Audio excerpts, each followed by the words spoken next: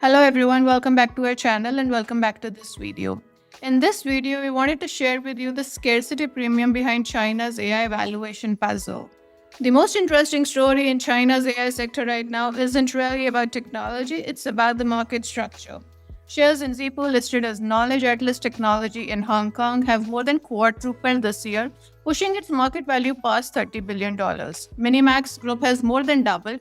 Meanwhile, Alibaba and Tencent, companies reporting a record engagement across their AI platforms and embedding large language models into the cloud, commerce, advertising, and social products used by hundreds of millions, are trading below where they started this year.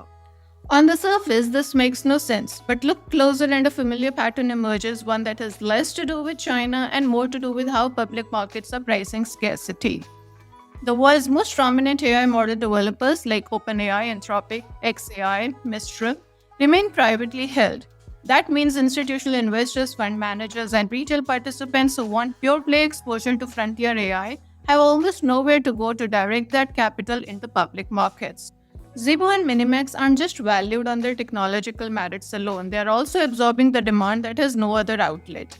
That premium that they command reflects the structural scarcity of the investable AI assets, not necessarily a superior business model. We have seen this playbook before. In the United States, Palantir and C3.ai traded at extreme multiples during the early phases of AI wave, while Microsoft and Alphabet, companies that were actually deploying AI at massive scale across search, cloud, and enterprise software, received comparatively modest AI premiums layered on top of their existing valuations. The market rewarded narrative purity over operational reality, and the same dynamic is now playing out in China, filtered through its own set of constraints.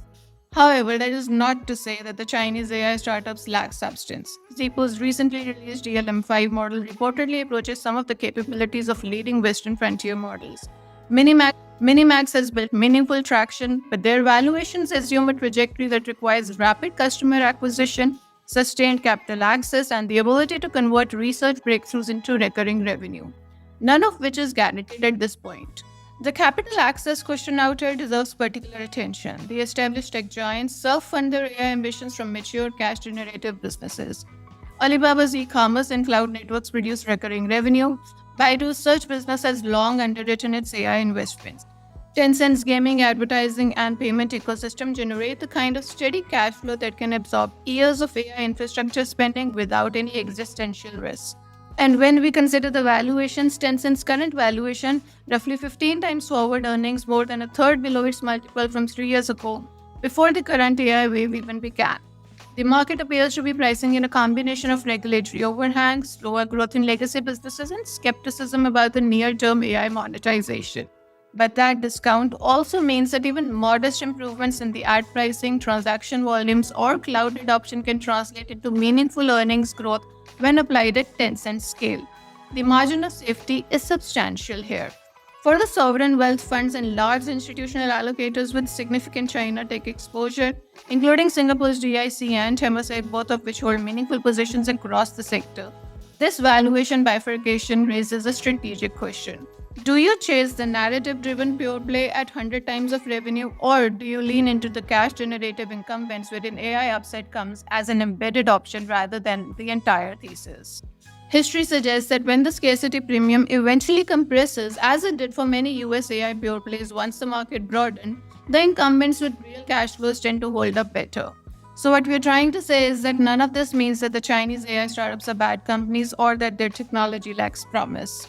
It means that the current prices reflect a market structure phenomenon as much as a fundamental one. And investors aren't just betting on Zhipu and MiniMax, they're betting on AI itself. And these happen to be amongst the very few public vehicles through which that bet can be placed. The scarcity premium out here is real, but it is also by definition temporary. As more AI companies list, as the private markets open up more access points, and as the incumbents begin to demonstrate measurable AI-driven revenue growth, the relative attractiveness of these positions will shift. The question for investors is whether they are paying for the technology or for the lack of alternatives, and whether they'll still want to own the position when the scarcity fades. Now that's what we wanted to share with you with respect to the pricing of the AI premiums. Hope you have enjoyed this video and found it insightful. Stay tuned in for the next one.